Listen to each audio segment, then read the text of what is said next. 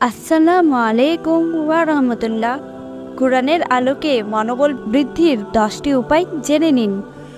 সুস্থ ও স্বাভাবিক জীবনযাপনের জন্য মনোবল ধরে রাখা অত্যন্ত গুরুত্বপূর্ণ। মনোবল ভেঙে গেলে মানুষ ক্রমেই পিছিয়ে পড়তে থাকে। সাফল্য তার কাছে হয়ে যায় সোনার হরিণ।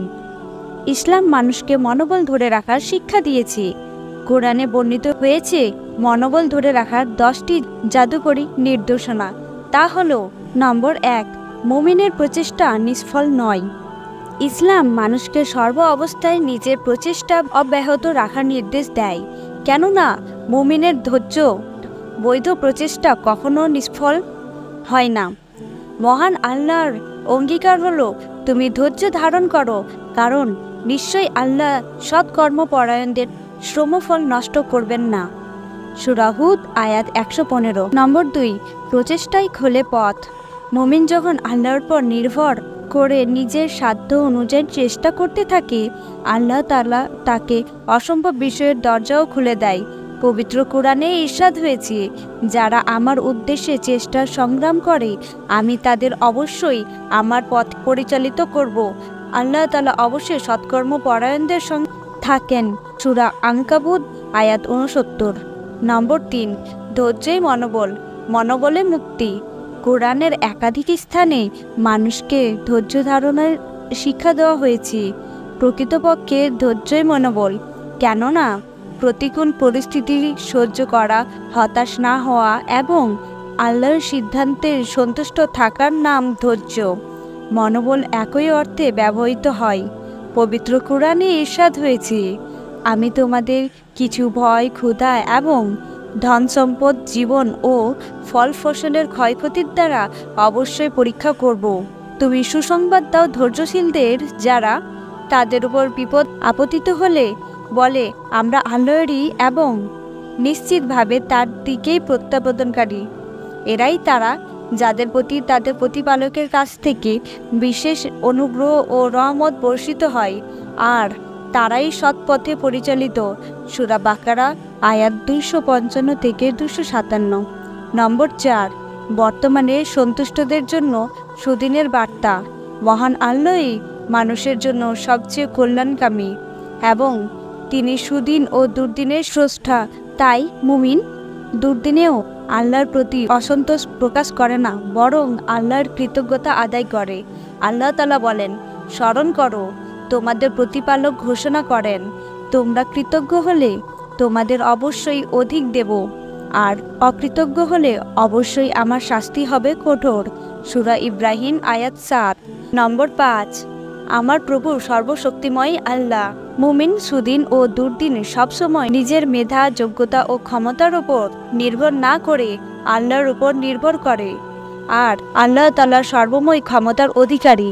ইরশাদ হয়েছে, আল্লাহ তোমাদের সাহায্য করলে তোমাদের ওপর জয়ী হওয়ার কেউ থাকবে না, আর তিনি তোমাদের সাহায্য না করলে তিনি ছাড়া কে এমন আছে যে তোমাদের সাহায্য করবে। মুমিনরা আল্লাহর ওপরে নির্ভর করুক। সূরা আল ইমরান আয়াত 160। নম্বর 6, আমি অক্ষম, আল্লাহ নন। দুর্দিনের মানুষ কখনো কখনো নিজেকে অক্ষম মনে করে, তবে তার মনে রাখা উচিত মহান প্রতিপালক আল্লাহ অক্ষম নন, তিনি সর্বময় ক্ষমতার অধিকারী। এজন্য মুমিন কখনো হতাশ হয় না। ইরশাদ হয়েছে, হে আমার ছেলেরা, তোমরা যাও ইউসুফ ও তার সহোদরের অনুসন্ধান করো এবং আল্লাহর আশিস থেকে তোমরা নিরাশ হও না, কেননা আল্লাহর আশিস থেকে অবিশ্বাসী সম্প্রদায় ছাড়া কেউই নিরাশ হয় না। সূরা ইউসুফ আয়াত 87। নম্বর 7, পাপের ভারে ভাঙে মনের শক্তি। পার্থিব জীবনে যে বিপদ আপদ ব্যক্তিকে স্পর্শ করে তার জন্য ব্যক্তির ভুল ভ্রান্তি ও পাপ পঙ্কিলতাও দায়ী। এছাড়াও পাপ মানুষের মানসিক শক্তি ও মনোবল ভেঙে দেয়। এই জন্য মুমিন বিপদগ্রস্ত হলে আল্লাহর কাছে ক্ষমা প্রার্থনা করে এবং নিজেকে সংশোধন করে নেয়। পাপের পঙ্কিলতা দূর হলে ব্যক্তির মনোবলও ফিরে আসে এবং আল্লাহর অনুগ্রহে সে বিপদমুক্ত হয়। ইরশাদ হয়েছে, আল্লাহ এমন নন যে তারা ক্ষমা প্রার্থনা করবে অথচ তিনি তাদের শাস্তি দেবেন। সূরা আনফাল আয়াত 33। নম্বর 8, আল্লাহর স্মরণে ফেরে মনোবল। মনোবল ভেঙে গেলে মানসিক যে অস্থিরতা তৈরি হয় তা আল্লাহর জিকির ও স্মরণের মাধ্যমে দূর হয়। ফলে জিকির করলে মানুষের মানসিক প্রশান্তি ও মনোবল ফিরে আসে। ইরশাদ হয়েছে, যারা ঈমান আনে এবং আল্লাহর স্মরণে যাদের চিত্ত প্রশান্ত হয়, জেনে রেখো আল্লাহর স্মরণে চিত্ত প্রশান্ত হয়। সূরা রাদ আয়াত 28।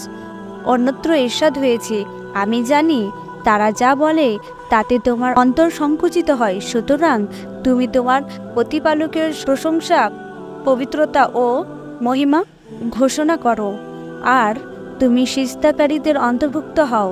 সূরা হিজর আয়াত 97-98। নম্বর 9, উত্তম পথেই আসে সুদিন। আপনার পথ যদি ভুল হয় তবে আপনি হোঁচট খাবেন এবং দিন দিন আপনার মনোবল ভাঙতে থাকবে। তাই হোঁচট খেলে আরও নির্মল পথ বেছে নিন, দেখবেন আপনি এগিয়ে যাওয়ার সাহস খুঁজে পাচ্ছেন। ইরশাদ হয়েছে, যিনি সৃষ্টি করেছেন মৃত্যু ও জীবন তোমাদের পরীক্ষা করার জন্যে কে তোমাদের মধ্যে কাজে উত্তম, তিনি পরাক্রমশালী ক্ষমাশীল। সূরা মুলক আয়াত 2। নম্বর 10, সুদিন আপনার দৌড় গড়াই। আল্লাহ তাআলা তার কোনো বান্দাকে অবিরাম কষ্টে নিপতিত করে রাখেন না, দুর্দিন দিয়ে পরীক্ষা করার পরেই সুদিন দান করেন। তাই আপনি যদি বিপদগ্রস্ত হন তবে বিশ্বাস করুন সুদিন আপনার দোরগোড়ায় অপেক্ষা করছে। ইরশাদ হয়েছে, অবশ্যই কষ্টের সঙ্গে স্বস্তি আছে। সূরা ইনসিরা আয়াত 5-6। মহান আল্লাহ তাআলা আমাদের সবাইকে মনোবল ধরে রাখার তৌফিক দান করুন। আমিন।